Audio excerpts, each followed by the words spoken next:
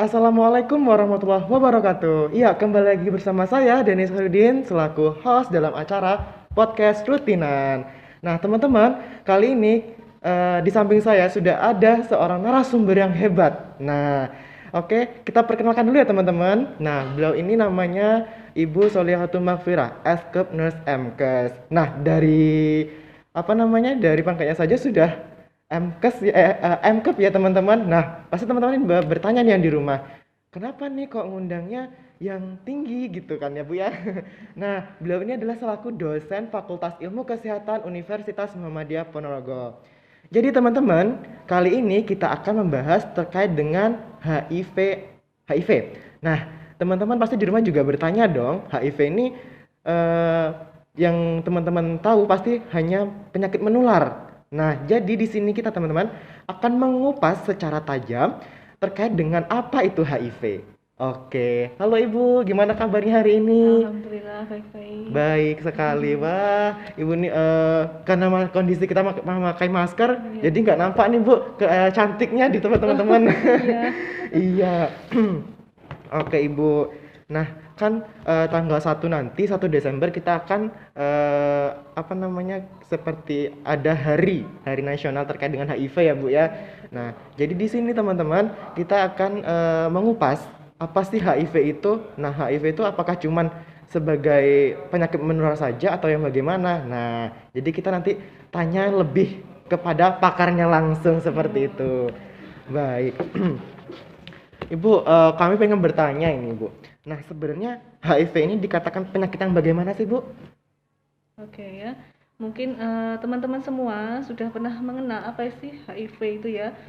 Karena virus ini sudah merajalela ya sepertinya cukup umum dan terkenal di masyarakat itu ya. Tapi mungkin lebih detailnya masih belum terlalu paham ya. Ini Iya, bener, Bu. sedikit menjawab pertanyaan dari Mas Denis di sini. Iya. Apa sih HIV itu ya? Heeh. Itu adalah virus yang bisa melemahkan pertahanan tubuh manusia. Jadi virus itu nantinya adalah menyerang dari sistem pertahanan tubuh manusia. Nah, karena pertahanan tubuhnya diserang, maka orang tersebut pertahanan tubuhnya itu akan menjadi lemah sehingga mudah terpapar oleh infeksi seperti itu. Oh, baik. Berarti intinya sepertinya, Bu ya, HIV ini adalah penyakit yang menular seperti itu. Iya. Heeh. Dan bahaya yang ditimbulkan oleh virus HIV ini apa, Bu, kira-kira, Bu? Ya, jadi bahayanya karena dia itu juga lumayan mudah menular kalau itu tidak ditangani dengan baik ya. Nah, itu bahayanya bisa mengarah pada beberapa infeksi yang lebih berat lagi seperti itu. Karena pertahanan tubuhnya itu melemah, maka infeksi yang lain tuh bisa masuk ke tubuh dan itu memudahkan seseorang tuh mudah untuk terkena infeksi tersebut seperti itu. Oh, baik Ibu. Kemudian cara penularannya nih Bu, soalnya kan nih teman-teman mungkin yang di rumah bertanya-tanya, mungkin apakah nanti saya dengan orang ini bakal tertular dengan contoh memegang tangannya saja seperti itu Bu. Nah, bagaimana kok menurut Ibu sendiri? Iya, baik. Tentang cara penularan dari virus HIV di sini melalui cairan tubuh. Cairan tubuhnya lewat mana saja? Yang pertama adalah darah. Kemudian cairan dari organ kelamin ya, seperti itu. Tapi kalau misalkan air liur, kemudian keringat itu tidak menularkan. Sehingga biasanya cara penularan itu melalui karena dia dari darah ya, itu bisa dari transfusi darah. Kemudian penggunaan jarum suntik yang bergantian, tidak steril jarum suntiknya. Biasanya terjadi pada beberapa pengguna narkoba dengan jarum suntik. Kemudian ada juga yang melalui cairan kelamin ya, melalui proses hubungan seksual, baik itu pada orang yang biseksual, jadi bisa ke laki-laki, bisa ke wanita, atau yang monoseksual tapi dia gay, terus kemudian lesbi, jadi sesama jenis, Iya, atau iya. yang heteroseksual tapi berganti-ganti pasangan seperti itu. Oke, baik Ibu. Kemudian apakah penyakit ini bisa disembuhkan Ibu? Mungkin teman-teman yang di rumah juga bertanya, apakah penyakit ini bisa disembuhkan apa tidak sih? Coba penjelasannya Ibu mohon. Baik. Apakah penyakit ini bisa disembuhkan? Untuk saat ini belum ada obat yang bisa untuk menyembuhkan penyakit HIV/AIDS.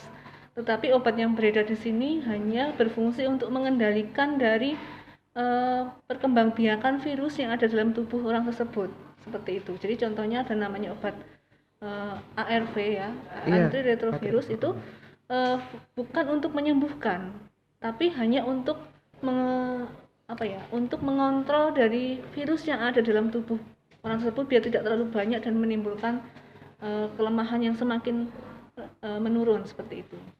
Oke, baik. Berarti sebenarnya penyakit ini belum ada vaksinnya ya, Bu ya.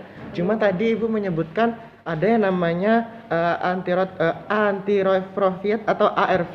Nah, itu sebagai eh, kayak apa ya, Bu? Penekanan saja ya, Bu ya? Iya, menekan virus Baik. saja. Jadi teman-teman di sini eh, HIV ini itu belum ada sama sekali vaksinnya. Nah, oke, ini Bu, kenapa sampai saat ini kan virus ini sudah lama ya Bu ya berada di dunia gitu. Iya. Nah, kok sampai sekarang belum ada riset atau ilmuwan yang belum bisa menemukan dari vaksin ini gitu Bu? Baik ya. Kembali lagi ke definisi dari virus ya. Jadi mungkin di orang awam, masyarakat awam mungkin pernah juga mendengar bahwa virus itu benda mati atau benda hidup ya, makhluk hidup atau benda mati gitu ya. Sebenarnya virus itu kan antara makhluk hidup maupun benda yang mati. Contohnya aja virus influenza itu sebenarnya kalau kita kena flu terus sembuh itu sebenarnya virus itu kan tidak mati. Virus itu hanya tidur. Iya benar Bu. Sama dengan kasus HIV, hanya saja pada kasus HIV ini virus itu tidak tidur ya, dia tetap terus aktif terus selama dia sudah memasuki fase inkubasi yang sekitar 5 sampai 10 tahun. Jadi kalau misalkan awal terinfeksi itu belum ada tanda-tanda sampai dia muncul gejala sampai nanti seumur hidupnya virus itu kan terus aktif seperti itu. Jadi untuk saat ini belum ada yang bisa menidurkan virus itu karena yang diserang itu kan pertahanan tubuh. Iya. Kalau influenza dia bisa istilahnya menidurkan virus itu karena pertahanan tubuh kita bagus. Oke. Makanya kan kalau kita sakit flu itu tidak bisa dikasih obat antibiotik atau apa, cukup dikasih vitamin untuk meningkatkan daya tahan tubuh sehingga kalau kita bisa menyerang virus itu akan tidur gitu ya, tidur bukan mati tapi tidur karena kondisi lingkungannya tidak memungkinkan untuk dia hidup. Baik. Nah tapi kalau HIV/AIDS ini karena yang diserang itu pertahanan tubuhnya ya otomatis ya karena sudah lemah ya nggak bisa melawan virus itu, seperti itu. Akhirnya sampai sekarang belum bisa menemukan obat yang betul-betul menghilangkan virus HIV dari muka bumi, seperti itu. Nah, teman-teman, berarti kita harus benar-benar hati-hati. Jangan sesekali tadi sudah dijelaskan sama narasumber kita ya, Bu Vira, sudah menjelaskan terkait maksudnya bagaimana sih penularannya. Nah, tadi kan kita sudah mengetahui ya. Nah, sebisa mungkin kita harus mencegah atau jangan pernah mendekati jangan pernah mendekati HIV tersebut seperti itu teman-teman. Soalnya apa? Kita sampai saat ini itu belum ada namanya vaksinnya dan ini adalah penyakit yang bukan main-main ya Bu ya. Ini penyakit yang sangat-sangat serius teman-teman. Oke, saya mau bertanya lagi nih Bu. Iya. Apakah benar pasangan sejenis dan pengguna narkoba ini memiliki resiko besar terkena virus HIV/AIDS? Seperti itu Bu. Oke. Pasangan sejenis dengan pengguna narkoba. Iya.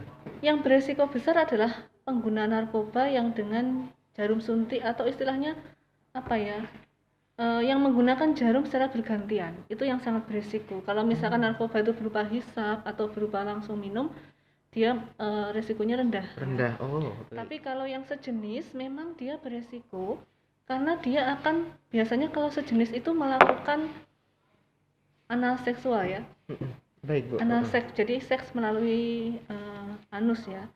Sementara anus itu kan bukan seharusnya tempat untuk berhubungan seksual dan di situ lapisannya itu sangat tipis sehingga ketika dilakukan hubungan seksual itu bisa mudah terjadi perlukaan. Nah, karena ada perlukaan itu virus itu bisa mudah masuk ke dalam tubuh orang tersebut seperti itu. Jadi orang yang seksnya sejenis memang punya resiko lebih tinggi. Oh, baik. Jadi teman-teman, rupanya nih ya, kita sudah dapat informasi lagi nih. Nah, Jadi hubungan yang sesama jenis, baik itu laki-laki dengan laki-laki, perempuan dengan perempuan, nah itu resikonya itu lebih tinggi dibandingkan dengan eh, laki-laki dan wanita seperti itu ya Bu ya. Tapi sebenarnya sama aja, tetapi yang terpenting ini resikonya itu lebih tinggi. Jadi teman-teman harus berhati-hati benar dengan penyakit ini. Iya. Kemudian Ibu, sebenarnya perjalanan penyakit HIV ini bagaimana sih Bu? Maksudnya dari terinfeksinya seperti Mm-mm. itu. Baik, perjalanan penyakitnya hati-hati ya teman-teman semua. Karena pada saat awal terinfeksi itu biasanya tidak muncul gejala yang signifikan atau tidak muncul gejala yang tampak dengan jelas ya. Biasanya ketika terinfeksi itu yang dirasakan seperti flu. Jadi demam ya. Kemudian mungkin tidak enak badan. Lah, pusing ya. Itu nanti akan sembuh ya. Kemudian setelah itu beberapa tahun kemudian 5 sampai 10 tahun, nah itu nanti akan berkembang menjadi gejala yang baru. Nah, ini nanti ada yang namanya stadium 2. Stadium 2 itu sudah mulai ada gejala biasanya di saluran pernafasan. Itu udah mulai muncul infeksi yang nggak sembuh-sembuh ya. Kemudian nanti masuk ke stadium 3 itu nanti muncul diare berkepanjangan, diare Oh. lebih dari 1 bulan. Itu yang paling umum. Kemudian ada kayak semacam infeksi TBC ya, TBC. TBC itu kan kadang bisa juga TBC-nya karena HIV/AIDS ya tadi, karena terinfeksi virus HIV, kemudian dia lemah, muncullah TB. Makanya biasanya kalau di rumah sakit itu pasien TB juga perlu hati-hati ya, perlu diisolasi kalau dia masih aktif.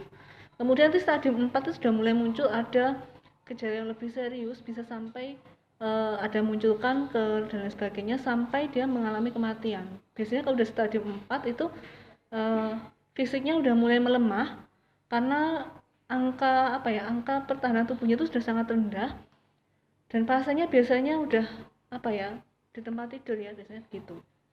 Dan Oke. akhirnya bisa sampai pada kematian. Heeh. Seperti itu. Nah, tadi Ibu kan menjelaskan nih, mungkin perjalanan awalnya itu seperti demam biasa ya Bu ya, Iya. demam, flu, batuk dan lain sebagainya. Hmm. Itu kan 5 tahun ke depan, jangkanya 5 tahun ke depan baru tampak lagi gitu ya Bu ya. Hmm. Nah, jadi kalau misal kita kayak, apakah sama dengan yang kita batuk biasa, flu biasa, demam biasa, itu gimana Bu? Maksudnya, apakah kita harus mengecek ke rumah sakit atau bagaimana nih Kil? Biar teman-teman juga tahu nih Bu gitu, Oh iya. biar waspada juga ya teman-teman.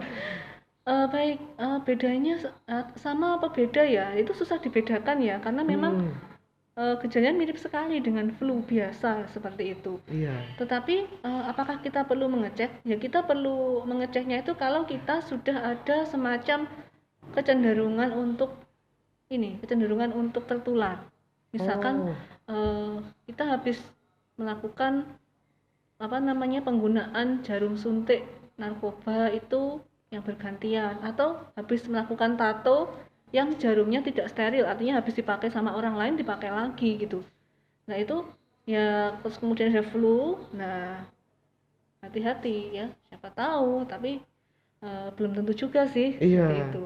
Berarti memang harus ada pengecekan lebih lanjut gitu ya, Bu Ya, ya, di rumah perlu sakit. pengecekan lebih lanjut. Oke. Cuma kalau tahap awal mungkin masih belum bisa terdeteksi dengan jelas ya, karena biasanya yang dicek itu kan kadang kadar imunnya itu masih tahap-tahap normal, belum Oh, kelihatan. Tapi kalau iya. udah masuk stadium-stadium tadi itu udah mulai turun seperti itu. Baik. Nah, Ibu, tadi kan sudah dijelaskan ya, Bu ya, terkait dengan apa namanya, sedikit menyinggung terkait dengan cara penyebarannya, ya kan, Bu? Nah, Iya. ini kami kan ingin bertanya, mungkin teman-teman juga di rumah pastinya ingin bertanya juga nih. Saya mewakili teman-teman yang di rumah nih, Bu. Iya, iya. Nah, cara penyebaran dan cara metode yang paling efektif gitu, Bu. Yang paling efektif untuk mencegah virus ini gitu. Cara pencegahan ya. Iya. Cara pencegahannya yang pertama hindari hubungan seksual ganti pasangan. Yang suka jajan mungkin saya nggak tahu ini teman-temannya di rumah maksudnya jajan paham nggak ya? Iya. Jajan itu Paham ya, jajan teman-teman? dalam tanda kutip ya. Dalam kutip nih. Iya. Itu sangat beresiko ya. Jadi meskipun dengan satu orang tapi orang itu adalah WTS, wanita tunasusila misalkan ya. Oh, iya.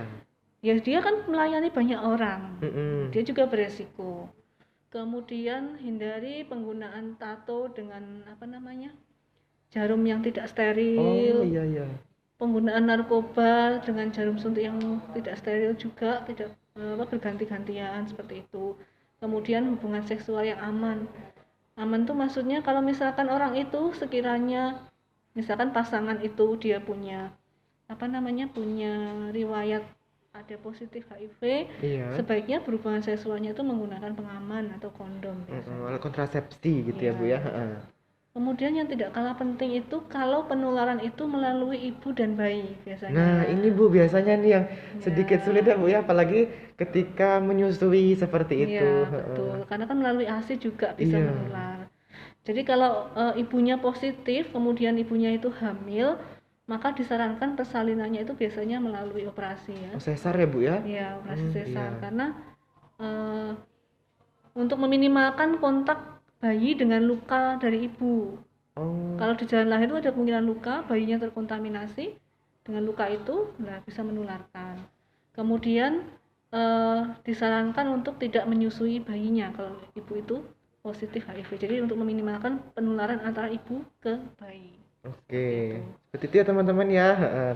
Nah, ini mungkin pertanyaan terakhir nih, Bu, dari kami. Ya. Nah, bagaimana sih, Bu, kita tahu jika seseorang itu terkena virus dan dari sudut pandang dari sudut pandang orang awam.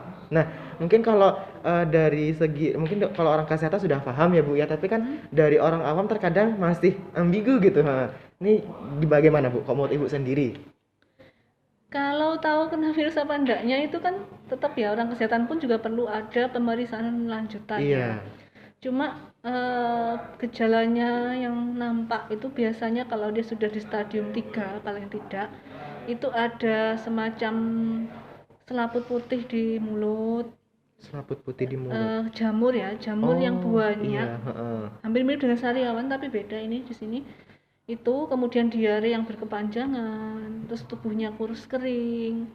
Seperti itu. Tapi belum tentu ya, sekali lagi kalau orang awam itu tidak bisa menjudge orang ini kena HIV, belum tentu seperti itu karena orang kesehatan pun juga untuk menjudge bahwa dia kena HIV atau tidak itu perlu ada pemeriksaan penunjangnya. Iya. Seperti itu.